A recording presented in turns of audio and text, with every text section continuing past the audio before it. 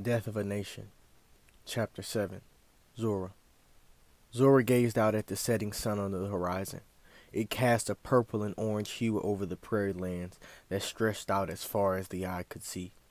At that moment, all the struggle and division of the country seemed so far away. For a moment, Zora was able to forget about her mama and Tata, about the devastation she had been forced to endure. A teardrop rolled down her cheek. "Rotundo is here," the warrior woman named Lesedi said. Zora wiped a tear from her face and turned around. "Coming." The large man she had encountered in the market approached the hill. He had to be the biggest man she had ever met. He was more than 3 times Zora's height, with arms the size of elephant trunks. What could he have eaten to get so big? "The demon?" Lesedi asked. Rotundo shook his head. Lesedi kicked the dirt. "I felt its power, like nothing I had ever encountered in my entire life. It must be the cause of all of this madness. I barely got away with my life." Rotundo's voice was heavy, like it was burdened with carrying a mountain of pain and no relief. Zora was familiar with the sound, because she too held on to that weight. "I apologize for leaving you." Lesedi walked up to him. He raised his hand. "No need. There was much more important matters to attend to." He shifted his turquoise-colored eyes to Zola, then Zora. "How are you two holding up?" Zola lay in a pasture of grass, her eyes going back and forth trying to keep up with the conversation, but never leaving Zora for too long.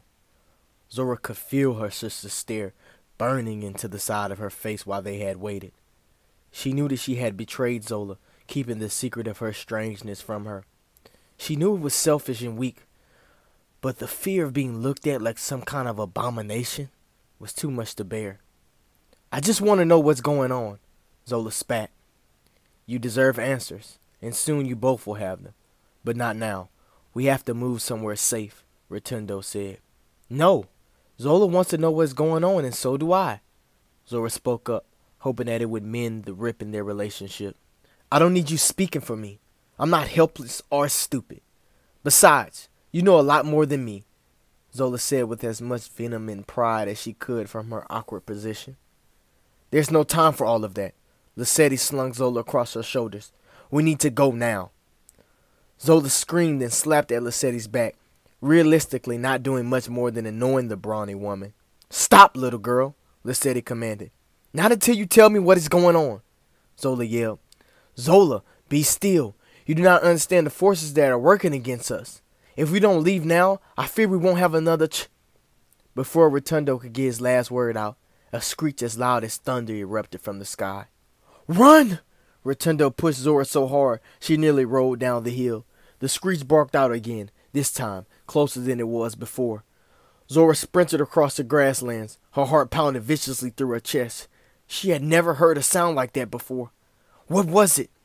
Rotundo and Lesedi, with Zola across her shoulders, ran alongside Zora. "Hurry! It is coming!" Lesedi warned between breaths.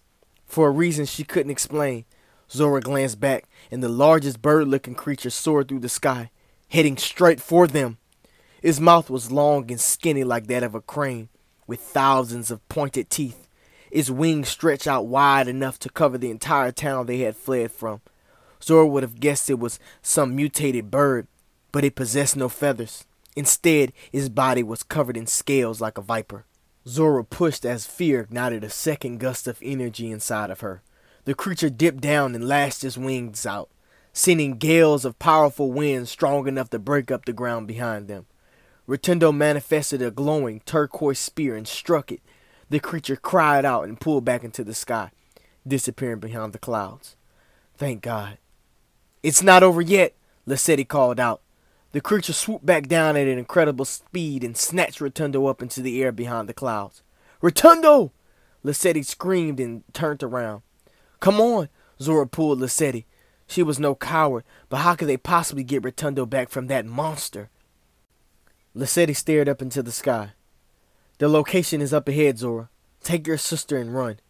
We will be right behind you." Lesedi handed Zola to Zora. "Are you okay, sissy?" Zora asked.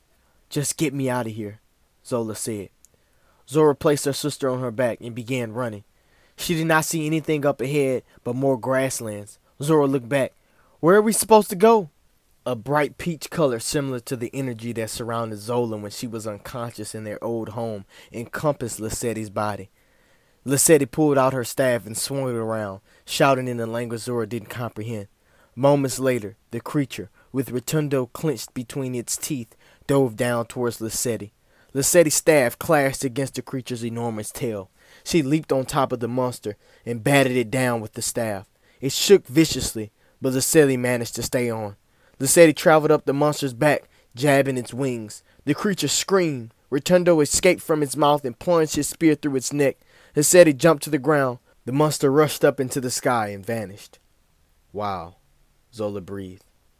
Wow, Zora shook her head in disbelief.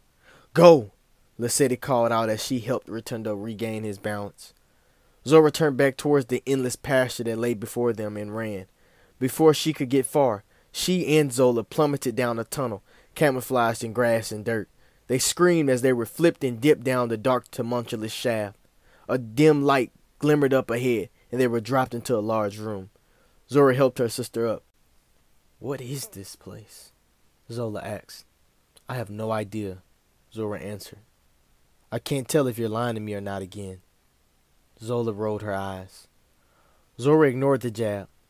The room was 2 times the size of the home they grew up in.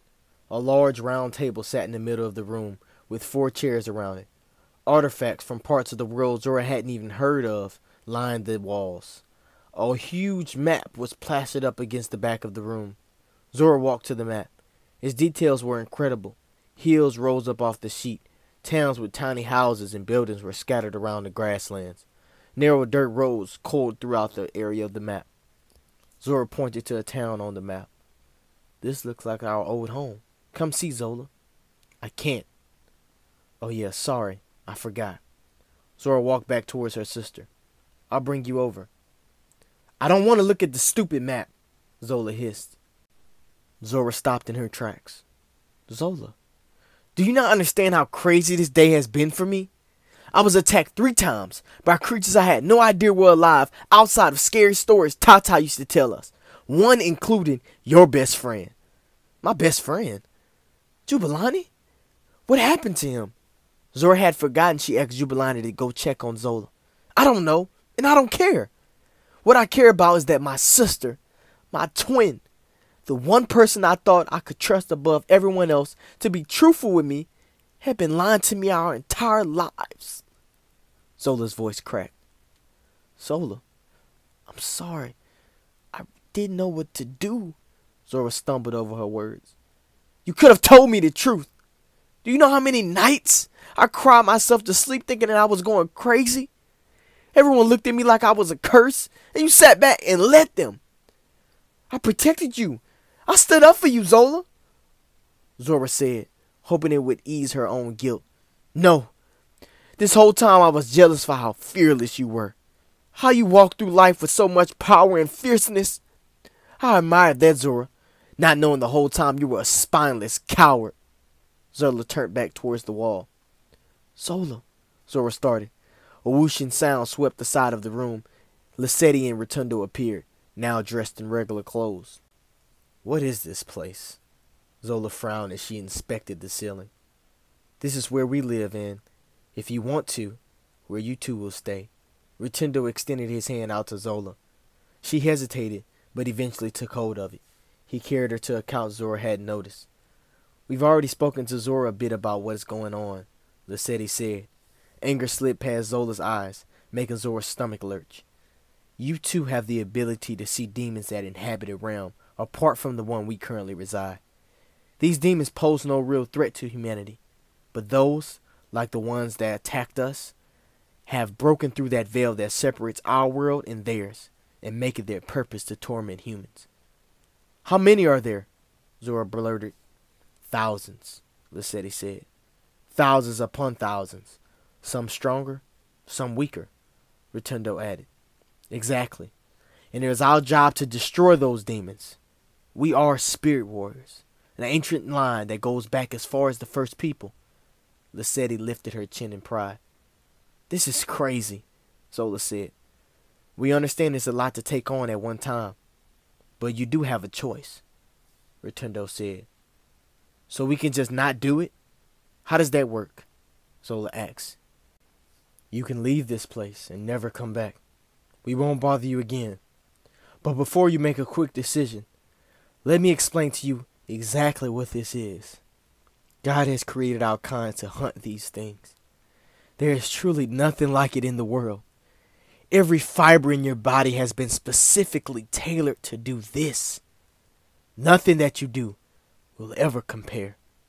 Rotundo's eyes flashed from brown to turquoise, back to brown. Zora could feel her blood coursing through her veins as Rotundo spoke. She studied the two beings that stood in front of her. Never had she seen anyone that looked like her carry themselves with so much power and pride. Not even her Tata. She knew that this was for her, and it was the only way to avenge her Tata's death and save her people from this persecution that they were forced to endure. I'm in, Zora said. Zola glared at her. I'm not impulsive like Zora. I can't make a decision concerning the rest of my life in a few seconds. Lesedi approached the couch. Zola, I know how you feel. We too have been shamed and made pariahs in our villages for the abilities that we possess. This is the one way to understand who you are, and I promise you that after, you'll never feel like an outsider again. There are thousands of us across the world, all standing strong for one another. Join us. Lesedi extended her hand out to Zola. Zora could see the indecision in Zola's eyes. She wanted to say something, but she knew she would only make it worse.